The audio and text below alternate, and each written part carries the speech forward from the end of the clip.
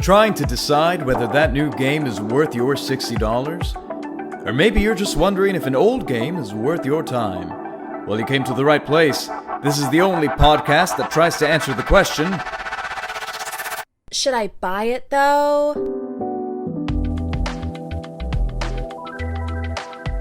Hey there!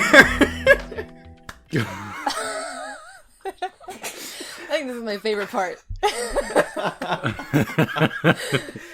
Hey everyone, welcome to the very first ever episode of Should I Buy It Though?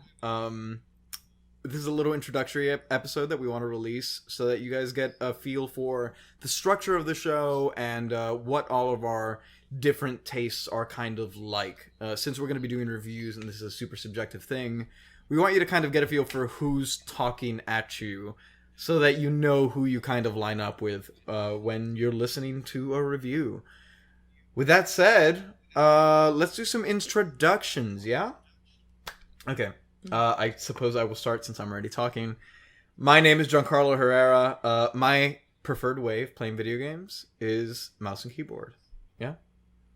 Okay, sure, I'll go next. So my name's Amanda.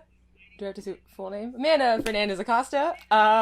My preferred method of playing games is also mouse and keyboard. Yeah, and I would consider myself a pretty casual gamer. All right. Hey, guys. My name is Nick Palazzo. My preferred method of gaming is with a PlayStation controller. I've pretty much exclusively used PlayStation since I was a little wee lad. And yeah, I enjoy my console gaming. Nick Benetatos. I'm pretty much the same. Done console gaming. I know PC is better, but I just don't have the souped up PC money. So At least you know. Right now I'm on PS4. Yeah, at least I know. What's going on, guys? My name is TJ Berry, and I also prefer console, although even if I had a PC, I would still use a PS4 controller. Fighting words, buddy! Fighting words. Alright.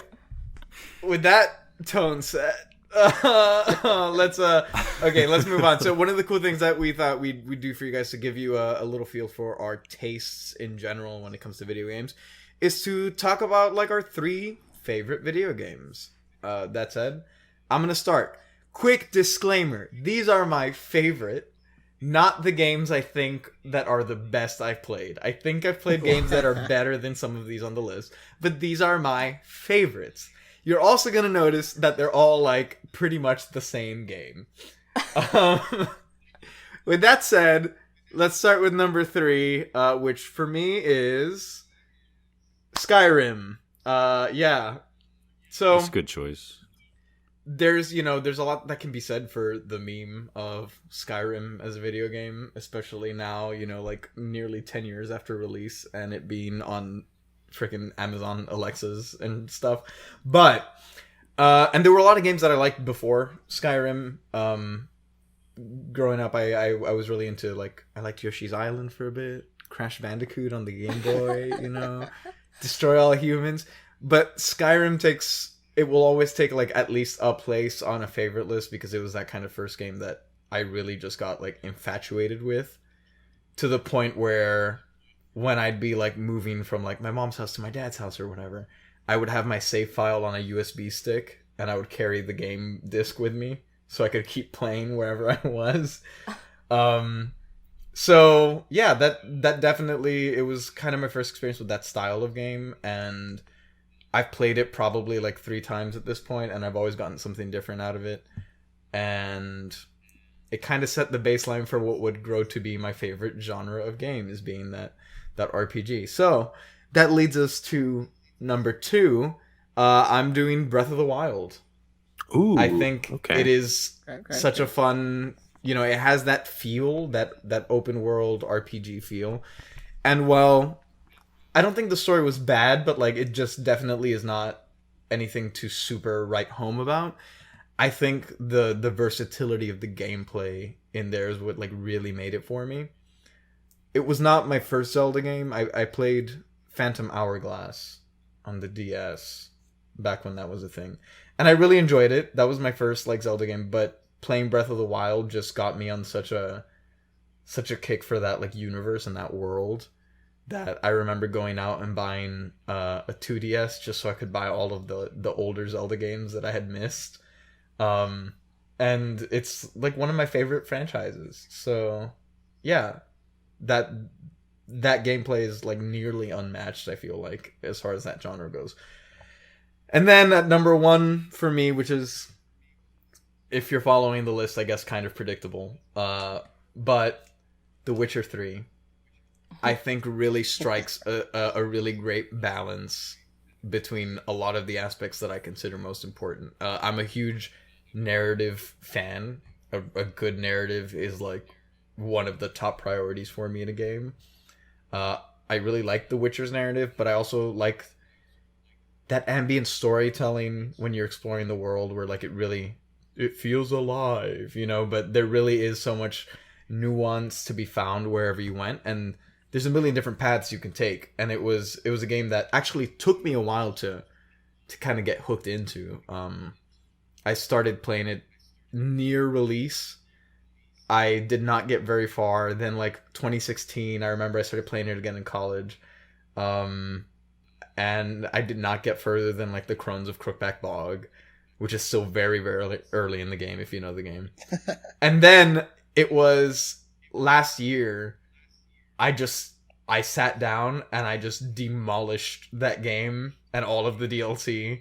I have, I think, about 300 hours in it or something like that. And it's one of the things where I still go back and play the game. I've been wanting to go back and do New Game Plus, but like, you know, the combat that's kind of the weakest point. I think there's a lot to be said for that, but I enjoyed it, and like I feel like despite its shortcomings, you still get the feeling of being Geralt and being the Witcher and having those powers. And yeah, it was just one of those games that got me really, really invested. So it takes number 1.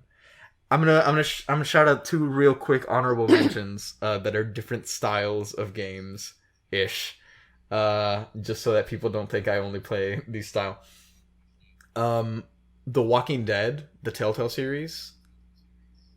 I loved that game. That was probably number 2 beneath Skyrim for me for a few years. And then also another like recent game, Disco Elysium. I'm still not over it because I played it not too long ago. If you're not familiar with it, it's a very it's a really good RPG, very text-based, very character-driven, and it's one of those things where since I played it not too long ago, I have that itch left where I've been like trying to find other games of that style. I've been wanting to go back and play like Fallout 1 and 2 because it's more in line with that kind of play. But I think it's just astoundingly well done, especially for being somewhat of like an indie game, you know. But yeah, that's a rundown of my tastes.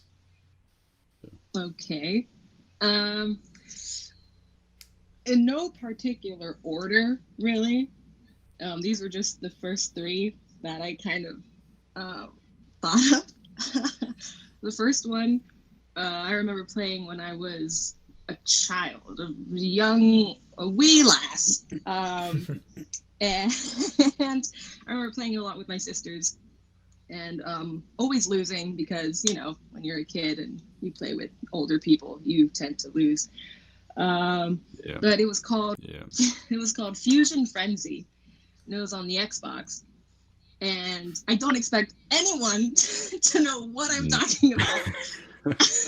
That Xbox Live Arcade, baby. But yeah, it was you can either play it single player or you can play it was like a 4-player game that basically consisted of a bunch of mini games, and I don't know, I just remember it being really like really fun. A Mario Party or something like that. Kind of, but yeah, but not really. Like a party pack style game. Yeah, exactly. Right? Yeah. I always hated playing with older kids because you'd be like, you play. You take turns. Like, can I play when you die? He's like, yeah, sure. And then they don't die for 5 hours, and then you get the hands on the controller, and you die in the first 10 seconds, and then you gotta wait even longer, and then it's bedtime. So that's What system was it for?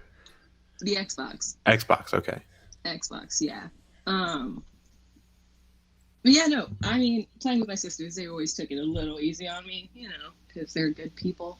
That's But yeah, that was really fun, and that was one of the first ones. I actually couldn't remember it for the life of me, and then I actually found it yesterday, and I was like, oh my goodness, and it was just really nice to reminisce. The next one would probably have to be Spyro, which I also played a lot when I was a wee lass. Right. Yeah, exactly. I wasn't good at it. I was not good at it at all. But I remember having a lot of fun with it anyway. And I never understood the concept of like saving the game. So every time I would go back to this game, I would have to start from the beginning. And I'm like, this sucks. Games are like awful. Why would anyone do this? Petition to only let Amanda play NES games on this show. Oh man. So yeah, that's where I discovered that. And then the last one, and I already know that someone here is gonna get upset at me for saying it. And I don't care because I enjoy it. I had a lot of fun playing it, and you can eat your words, Nick Benetatos, because Fallout 4 was one of my favorites, and I don't care what you have to say. But this is someone who hasn't played. No, you played New Vegas. Yes, She played New Vegas. I played New Vegas just for you. And just for me. I didn't hate it. I had a great time. I had a lovely time playing New Vegas. But I don't know why Fallout 4 just hit so close. I don't know. It was. I'm gonna come into your defense against Benetatos here because as someone who has now also played, because I had played Fallout 4 before, of course, and then who also recently played New Vegas and loved New Vegas.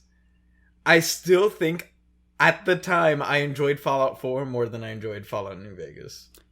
Well, it's not the worst for different Fallout. Reasons. It's certainly not the worst one. What would you call the worst? This is a hot topic, baby. Oh, 76? Yeah. Oh, okay. Yeah. I don't even count that. That's not even. Right, well, that New Vegas is mostly internet's favorite, I think, but my favorite is actually 3, and I think you guys would like that too. But 3's impossible to run on modern hardware, though. I guess 4 is and bewitched you both because I will say, okay, again, as a narrative dude, right? And especially Fallout 4 being one of my first forays into it was like early in my video gaming, like when I started like playing them more frequently. I know a lot of people were not sold on like the whole my son is missing thing. For me, it was all I could think about when I was playing that's the part game. Of the problem because you don't explore. I get it. But as an experience, especially the first time around, it had me so invested in everything I was doing. And I remember like I'd be chatting to like a person, like a character, and like a romance option or something would pop up, and I would be offended. I'd be like, "This is my wedding ring. My wife was shot in a vault, and my son is lost in the wasteland, and you're trying to shack up with me?" Yeah, no, I understand why it's technically a bad Fallout game, but especially if you're not like a huge Fallout person, if you're just playing it on its standalone, I think the gameplay is super tight, and I think if you're the right kind of person, the story is captivating enough that it really drives you through the game. I will say, yeah, I barreled through it. Like when I was watching Amanda play it, there were so many like side quests that I was like, oh, that's in the game? That is so cool, because I barreled through it, which is, like a downside, but yeah. Also, there's just something about Bethesda games that I find to be borderline unplayable. Even before the whole Fallout 76 mess. They are all super buggy. They're super buggy, and there's games that have come out after the initial Fallouts and even Skyrim that have proven you can make a game just like that is 10 times better. The Witcher 3 is the better Skyrim, and then the Outer Wilds that has come out recently, or Outer Worlds is the better Fallout. I love Outer Worlds. Yeah, but Bethesda's paying for it now, being too lazy because they keep using the same engine, and now 76 has been their worst thing ever, and everyone doesn't trust them anymore. Like, they fell off. Yeah. Which is unfortunate because they're like, those are some of my favorite worlds. I mean, still go back there, but yeah. I'm worried, especially. I mean, like future releases, Elder Scrolls 6. Like, me too. Yeah, I don't trust them anymore. I'm gonna have to any sort of future Fallout games if and when that happens. Even their what's the space game they're making? God, they're releasing some like space RPG. Bethesda? Yeah, I'm forgetting the name too. Yeah, it's in development, and we know like nothing about it besides its name, but it's gonna be in their new engine. And they'll release the first level, and then after a month they'll patch the rest of the game in. Yeah, it's just so worrying because I always want to give them the benefit of the doubt, but especially in recent years, it's just like, and they know that, and they Starfield. Used it to their advantage. Took advantage. Starfield. I guess we'll see. Yeah, in 10 years when it comes out. Palazzo, you want to take us away with your top 3? Yeah, sure. Well, Amanda, did you have any like honorable mentions or anything, or was that your your 3? Honorable mentions. Again, Overcooked. Casual gamer. What'd you say? Overcooked. Oh man, yeah. I just totally forgot about Overcooked. What a brilliant game. I will say getting to play with you was probably, I think that's what made it. Oh. To be fair, because that was your improv songs. Yeah. Will never leave my head. we never got to play Overcooked 2. Still upset about that. It's never too late. Hey, vote on future episodes. Make us play Overcooked 2.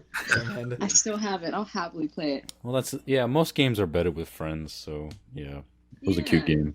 And that was a good multiplayer game. But honorable mentions, just because I love dancing. Dance Dance Revolution. Because that's a great game.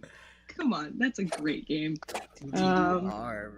Did you ever have the little pad that plugged into the PS2? TJ's like, you guys are corny. I love me some good DDR Revolution. Okay, Thank you. Exactly. That's where I learned the song. What was it? Get Down Tonight? That's where I learned that song. That's one of my favorite songs because of Dance Dance Revolution. I guess also Skyrim 2. Oh yeah, definitely. Well, I first started playing that game when I was in middle school, and I still play it. No, but I hated it. Wow, you hated it. I hated it. I was playing on, I don't remember. I was playing on the PlayStation, I think. And me and controllers, we just don't get along super well. We just don't. And it takes me a while to get used to it. And eventually I do. But I hated Skyrim. I said it. I'm sorry. I hated it. But years later, I would learn that, I was a little too harsh with it at first. I didn't understand it. Okay, all right. I hear you. And Giancarlo then made me try again, and I didn't hate it.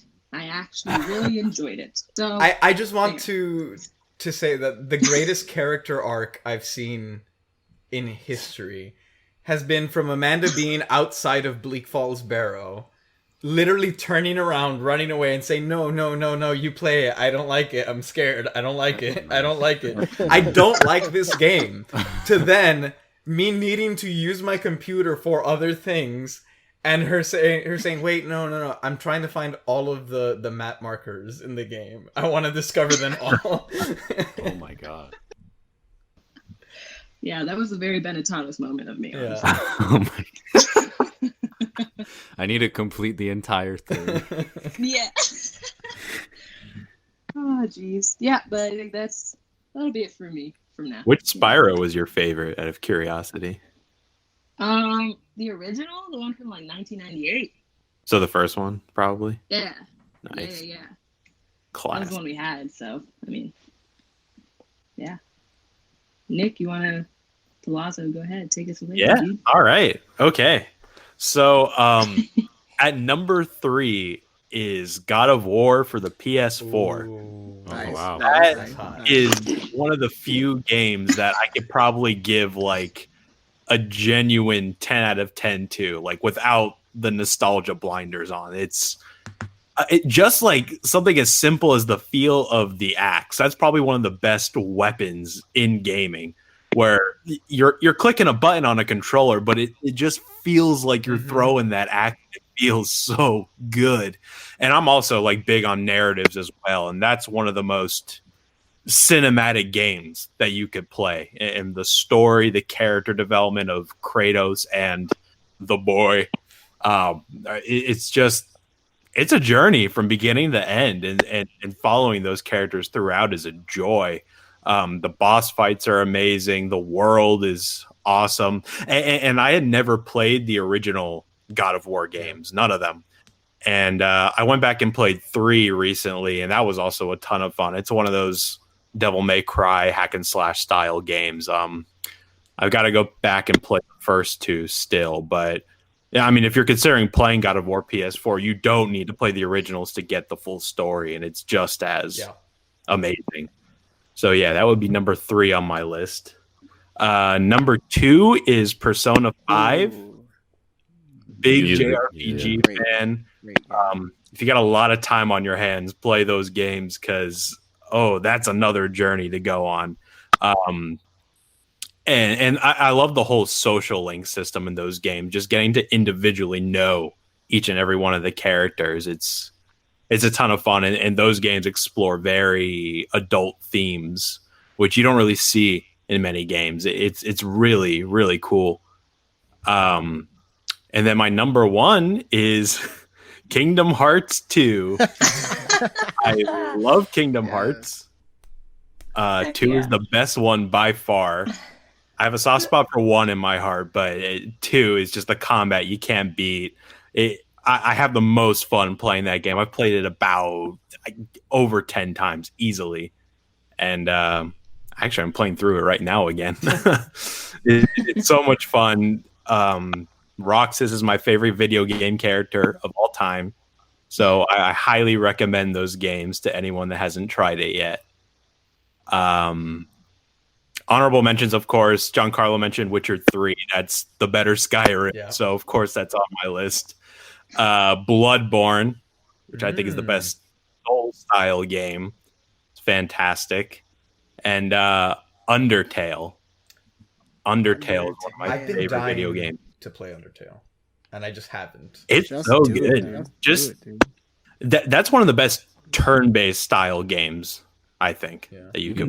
Even just the music is really good. Yeah, the music, the gameplay, the characters, the messages, just overall so good.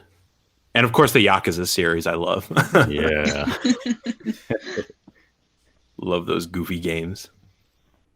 Yeah, It's that's a my solid list. I mean, like we have very different tastes, but like I can definitely recognize that. And the moment you said God of War, I immediately was like, oh, that should have been on my list.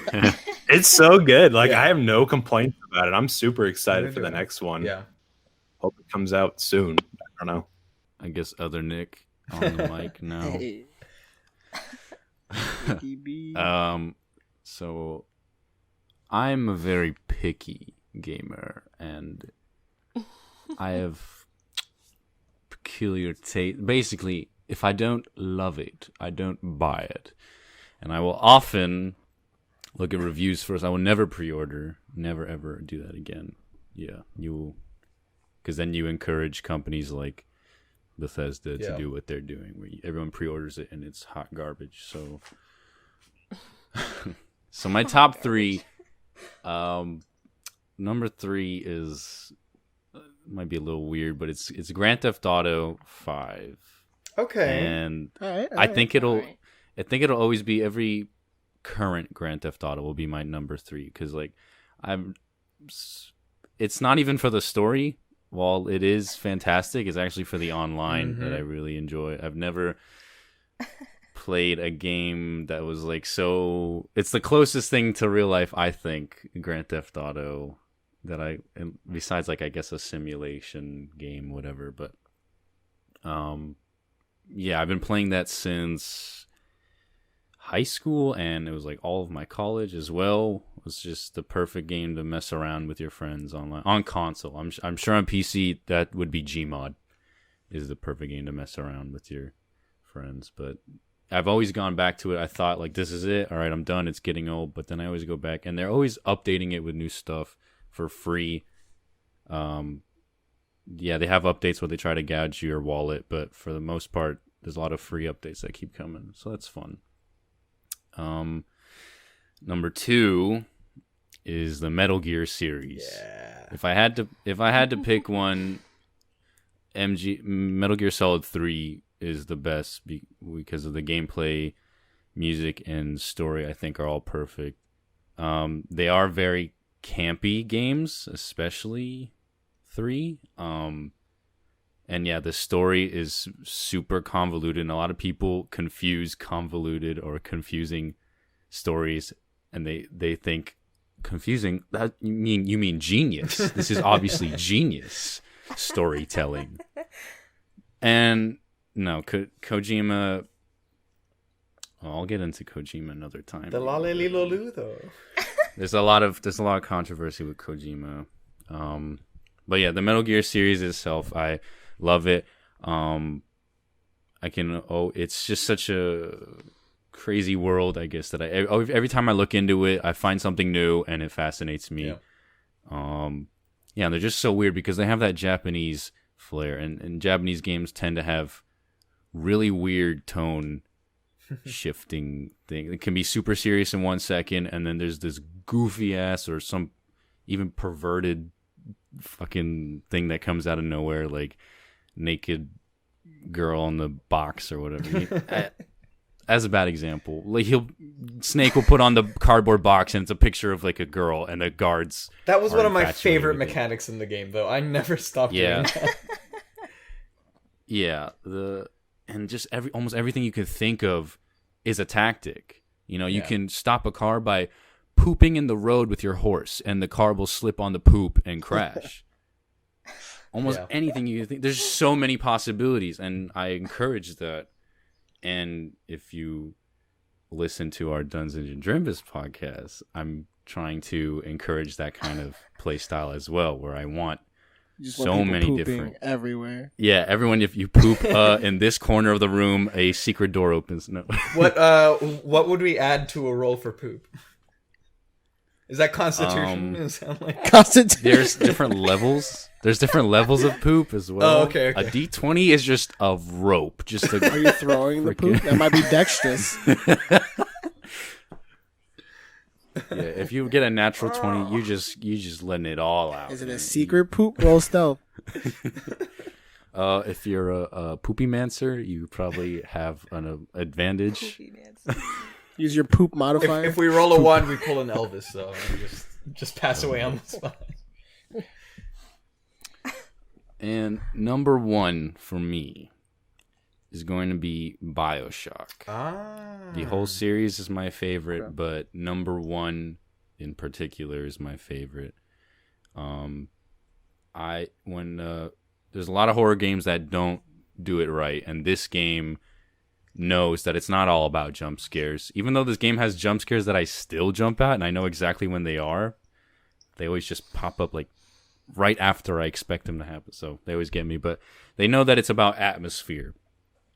And a lot of things I usually look for in a game is the story, the gameplay, and the music. And all of them are fantastic. And while I would love to see this game as a movie, I know it can't be a movie because it's about player choice and the illusion of choice, as well as a bunch of other things. I love, just the atmosphere, all of the little audio diaries was a good idea because you get little bits of story along the way. And when I care about a game, I will try to complete almost every little bit of it. Mario Odyssey, I got every what are they? Were they still stars or were they the moons? Moons, yeah. I got every moon, the gold balloon at the end, the hat on the castle, whatever, like all of it. Like, so yeah, for like Metal Gear, I would get every achievement, and the same for BioShock. Play it on the hardest difficulty. These are the games that I can always go back and play. I think they will never get old for me. There are really good games that have a good story, but once I beat it, I'm kind of done with them. But for me, these games I can always play over and over. And same with BioShock. Every time I look into it, I find a little detail that I didn't find before, and I keep getting more fascinated with the world. Yeah. I've never played the first 2 BioShocks. I've got to go do it. They just released on Switch, so like if that's something you're into, you know. Well, I downloaded it for free off the PlayStation Store the month that the collection was free. I just haven't played the first 2 yet. I played Infinite, but not... Infinite's a good one. Infinite's wonderful. Yeah. I liked Infinite a lot. Yeah. But I always hear that the first one's the best. I would be happy to talk about that on the show, BioShock, when you play it, because, I'd like to hear what you have to say. Here, I'll play BioShock, you play Kingdom Hearts. Oh, God. Yeah. I can't do it. The kiddie stuff, man. The Disney. I don't know. Oh my- It's hard. It's so much more, though. Come on. I'll play it with you. The main reason I've thought about playing Kingdom Hearts, because I have not, has been purely because of... I know they added Toy Story into it. And that is one of my great loves in life, so... You gotta go play it. 3, unfortunately, is not the good game, and that's the one that Toy Story is in. I shouldn't say that. The game is very good, but as a big fan of the series, the story was a letdown. I mean, I heard it's convoluted to begin with, right? Aren't you a Metal Gear fan? I am a Metal Gear fan, but... It's about probably the same as Metal Gear. Okay, we can handle it then. Nomura and Kojima are like distant brothers. I'm kidding. Those the same. Japanese anime storytelling, it's all over the place. At its finest. TJ? Unless, wait, Nick, did you have any honorable mentions or anything? Minor mentions. Yeah, I'll just do quick. Like Skyrim, Halo 3 or Reach. I played a lot when I was a kid, and that was another fun game with friends. It's cool when you're a kid. I'm grown up now, and it's about to me, it's like for teens, you know, like Gears of War. That would have been cool if I was a kid, but I'm grown now. Star Wars would have been cool when I was a kid, but I'm grown up now. I was a boy, but now I am a man. Yeah, and the Yakuza series, me and Palazzo are huge fans of, and thank God I went to PS4 when Xbox was having trouble releasing the Xbox One because they were trying to be greedy. So a lot of people went to PS4, and I'm so glad because now I got the exclusive Yakuza, which apparently is good enough now to be on Xbox. So that's cool that more people will be experiencing. I mean, it gained traction, and then everyone wanted to play it, so they're capitalizing on it now. Which is good. Everyone gets to play it. Yeah, I guess that's it for me. Cool. Hello, I am TJ Berry, coming at you. I love this show. I just want to point out, I am the oldest person here. My selections may reflect some of that. I'll be 30 next year. Oh, right. Yeah, I know. Big time old. No. That's not. Quarantine is a great way to be spending your last year of your 20s. They're just like, no! Not a boomer. Freaking boomer. This crotchety old man. But and some of my selections may reflect that. But these are games that I thoroughly enjoyed playing, and will always go back to no matter how good they are. And I also want to point out I'm a big fan of RPGs. So third on my list, So the very first RPG I've ever played is Legend of Dragoon for Oh. PlayStation. Okay. 4 discs of maybe not the best game, but it is a lot of fun to play. And the combat was really interesting. Number 2 is Eternal Sonata, which is another role-playing game, but I could also play with my friends and do co-op for PS3. And it was basically a story that took place in Mozart's dream. And then number 1 on my list is Tales of Symphonia. I love the entire Tales series, but that is the one that got me introduced into it. That is the one I've replayed multiple times. I love that game to death. So Tales of Symphonia. If you haven't played it, go play it. You can play it for, I think, all the systems now. I know you can play it for PS3. I originally played it for GameCube. I think they have a port for PS4. It's a good ass game. Yeah. I've heard good things about that series. That's the same as Tales of Vesperia and all those games. Yes. Okay. Yeah, I've got to play those. Vesperia, Zestiria, all that good shit. And it's cool because you can they get a bunch of characters. If you want to play with your friends, you have 4-player local co-op that you can play with them. Then my runner-ups would be the first one would be a game called Tamba, which you've probably never heard of. It's for PlayStation. Never heard of it. It's, if you ever look it up, it's ridiculous. You play as a pink-haired little wild boy whose world gets taken over by magic pigs, and he has to go around and he flips them into bags, and it's crazy. But and it sounds stupid, but it's so complicated and fun, and you're running around, and this is the first game I ever had to play where you unlock something and then you have to go all the way back to original level, and you unlock more things that were there but you didn't have access to earlier, or you didn't even notice or see. Which was cool. Another one on that list would be a game, and don't judge me. It's called Jammer Lammy. Which sounds stupid. It's by the same people who made Parappa the Rapper. Yeah. It's a rhythmic game, much like Guitar Hero, where you play, I think she's a goat or a lamb thing, and she plays the guitar. And I loved it because they're singing songs and you play it, and then she's going everywhere.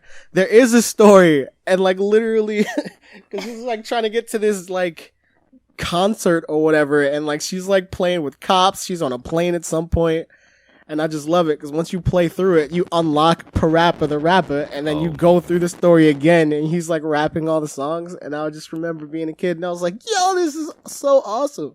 Looks like a fun game. Looks cute. That's brilliant. It's definitely fun. And it was very irritating as a kid trying to get that rhythm in because you're just pressing buttons on the PlayStation. And then if you fail, they make you do the entire song over.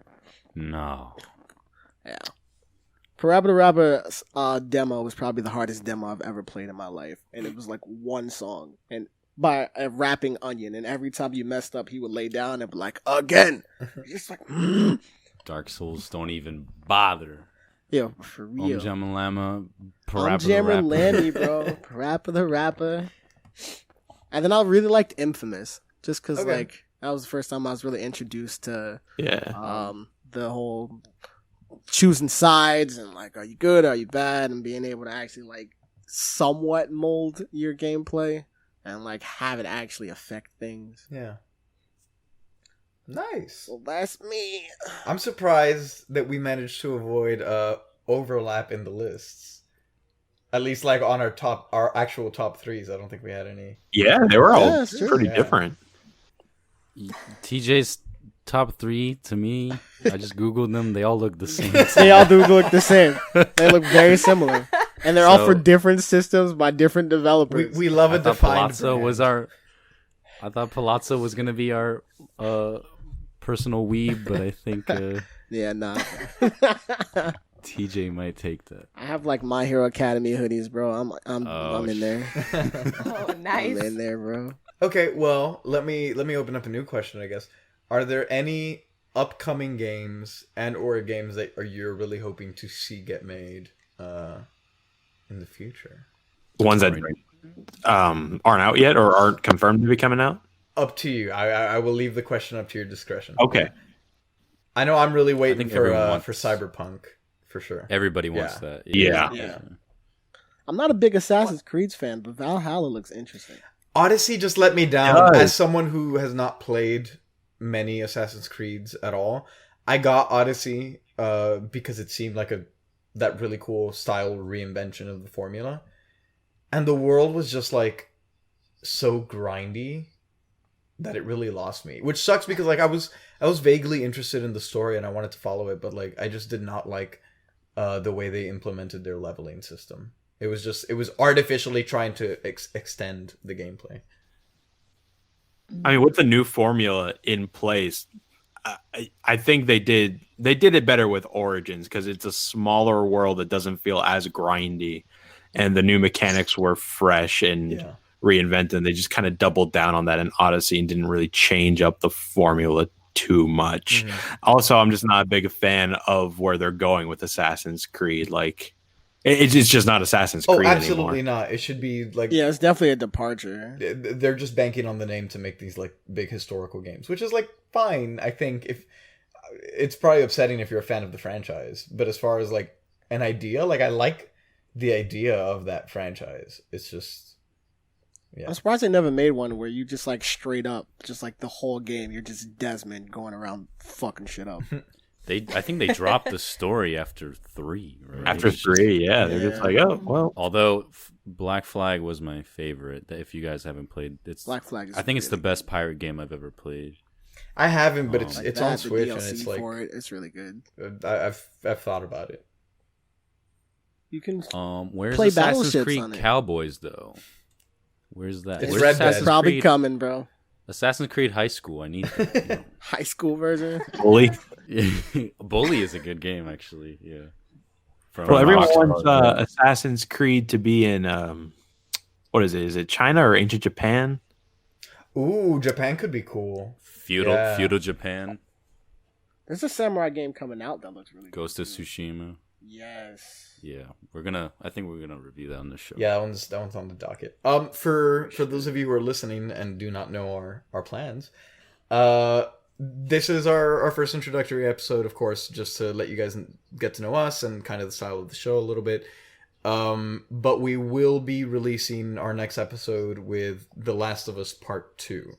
We'll talk a little bit more about that at the end, but we'll be having that and a couple of other releases sprinkled in. We have a few that we already know for sure are on the docket. But yeah.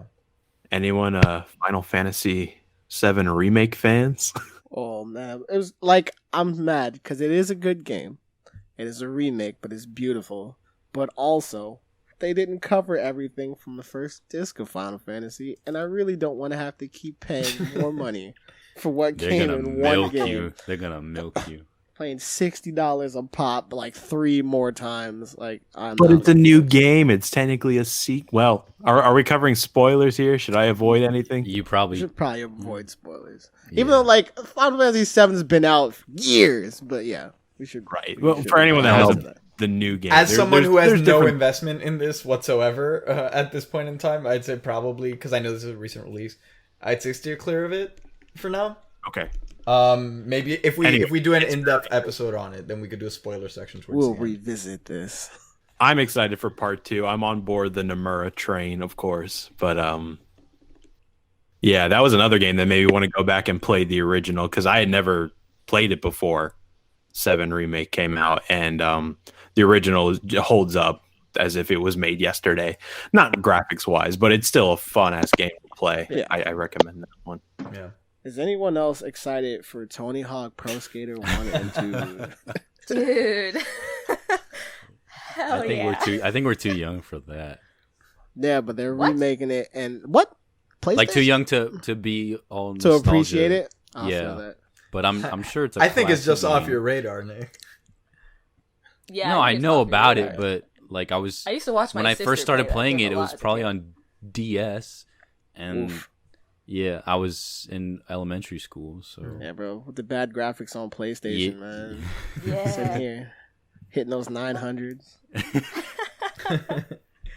Okay. Well, I guess now that we've gone through kind of our taste a little bit, and you might have a feel for who you might most align with generally speaking, when we're discussing these games. I think it's a good idea to kind of walk through the categories that we might be discussing when we are reviewing a specific game, because this episode obviously is going to be structured differently since we're not focused on any particular game. But top of my head, the categories that I think we'll be discussing most often are usually performance, especially for new releases, narrative, graphics, sound, and then I feel like there's that kind of extras category where it really just varies based on the game and the genre, whether that's, online features or replayability based on the kind of game or sort of stuff like that. So I want to open it up to you guys a little bit and kind of ask what you consider most important when you're kind of looking at games, I would say replayability, because if you don't want to play it again, did you really enjoy it that much? You just spent $60 for 8 hours. That's it. Yeah, for real. You spent 100 hours on this game, and you're just like, I'll never play this again. That's funny because that's actually something that I like almost never have on my radar. I've had a few games that just like I'm so obsessed with that I'm like, I want more. But generally, and it's not just specific to games, but like even with movies and stuff, I'm not one to like revisit the same piece of media very often. It has to be like, it has to have something special that I can't put my finger on to make me want to come back to it. But I like to have that like that one big experience, and like if I'm happy with that, I'm not mad at like just leaving it at that. You got to give it the GameStop test, where it's just like you finish a game and they're like, if I sell this to GameStop, will I regret it? Okay. If I got 15 cents for this game, would I regret giving this back, and would I want to play it again? Yeah. Well, you have to do that test while you can before they go out of business. Yeah, for real. But they have Reggie now. GameStop has Reggie now? Yeah. Reggie will bring them up from the ashes. Oh my god. Whenever the world reopens. Yeah, like I said story, gameplay, and music is really important to me. Because it is, to me, games are art. And yeah. Like one of the reasons that I really love GTA is because, when you go to a toy store and you see the train display, the little train display, and all the little trees and stuff, GTA to me feels like you're that small and you're like you can view it from their point of view, like that little size. It's just a big playground.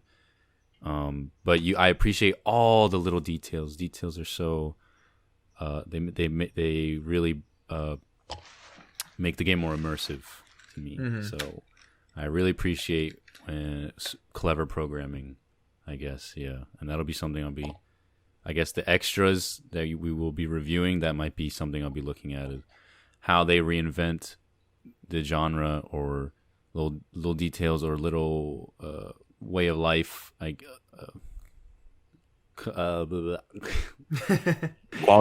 of life. Thank you. Yeah. Quality of life changes like that. I'll be looking at. So, yeah. For me, I gravitate towards games that have that perfect balance of gameplay and story. Mm-hmm. Because if there's a game I'm playing where the game could be fun as hell, but if I don't care about the characters or the world or the narrative, I find myself not really caring as much about the game. There's few games that do it that don't really have a story that I have fun with. Most of them are Nintendo games, like Mario Odyssey. It's a perfect example of that. Game's great. Hey, Odyssey has a powerful story. I don't know what you're talking about. I forgot to mention voice acting. Bad voice acting can really mess up the game. Oh, man. Final Fantasy X. Unless it's like charming. Yeah. But no, absolutely. Good voice acting is huge as well. It's become more of a thing recently, I feel like. Like paying good money for good voice actors. Because now you're playing movies, basically. Thank God. Yeah. I'm just gonna go ahead and jump on you, because I don't think I'm gonna have too much more to offer in the way of my values, because it's pretty much right there. It's narrative and gameplay kind of interchangeably, because not every game is gonna be narrative driven, and in those cases the gameplay really needs to step up. But there are some games such as, like I mentioned, like the Telltale games, where narrative is kind of more of the focus. So you have these engaging moments of gameplay, but really you're getting through it to continue seeing that narrative. And it's really interesting to see how different games strike that balance, because I know for me, there are games that sometimes I really enjoy. Like maybe sometimes I'll really enjoy the world, right? And I want to keep exploring. But I also think it's very easy for a game, and especially because you're accounting for so many different people's tastes, to get to that point where like I'll play for a certain amount of time and I'll be like, okay, I just need to take a break. Like I want to keep playing, I want to see more, but like I don't know why, I'm just like, I'm tired. Okay, I gotta step away from it. So it's really unique when you find one of those games that, for me at least, I can like plop down and just stay in that world and not even like think about it and just plow my way through it. You know, whether it's gameplay heavy, something like a Doom Eternal, I just ate that game up because it was so well balanced as far as, you know, the platforming and the combat and everything, where you're still active all the time, but you're not it's not like Doom 2016 where like I'd finish a level and I'd be like, okay, hold up, my heart rate needs to come down for a second. I gotta relax. It was really well paced. Or, you know, other narratives, I guess, something like a Disco Elysium, where I just wanted to talk to everyone, and I wanted to develop the voices in his head and see what they had to say about everything, and I just had to get through to the end as quickly, or not as quickly as I could, but I just had to stay in that world because it was all I was thinking about when I left. Amanda? I don't know. I'm listening to you guys talk about it, because again, very casual gamer. But yeah, I think it does come down to just like the narrative for me, but also it really depends on my mood. Mm-hmm. You know, for me to decide what game I will play or if I will play it. Because, I mean, you have Skyrim and then you have Overcooked. You know what I mean? So it's like, what? Why would I? You know, and both, I mean, I think if they're just fun, I just think if they're fun games, and like you were saying, getting immersed in the world and developing relationships with these characters, I think means a lot more than I, like, now that I'm actually thinking about it, because I know that when I did first start playing, like Skyrim, I really did enjoy mostly talking to the people in the game, the townspeople, and just all the other characters, and just seeing like this world and just getting fully immersed in it and not wanting to leave for, like, you know, I could sit down and just play for forever, you know?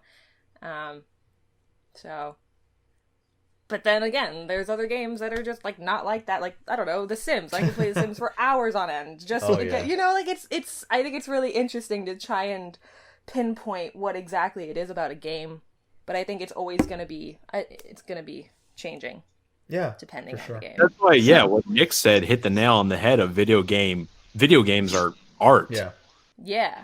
Tons of different kinds of games that focus on different things, but the art comes with how well you do those things. Like with Doom, that's video game ecstasy, but you're not really focusing on the narrative there. It's the game that you're there for. Or the Telltale game is focused on narrative. It's how these different developers and creators use their art form to get us so engrossed in those things. Yeah. You know?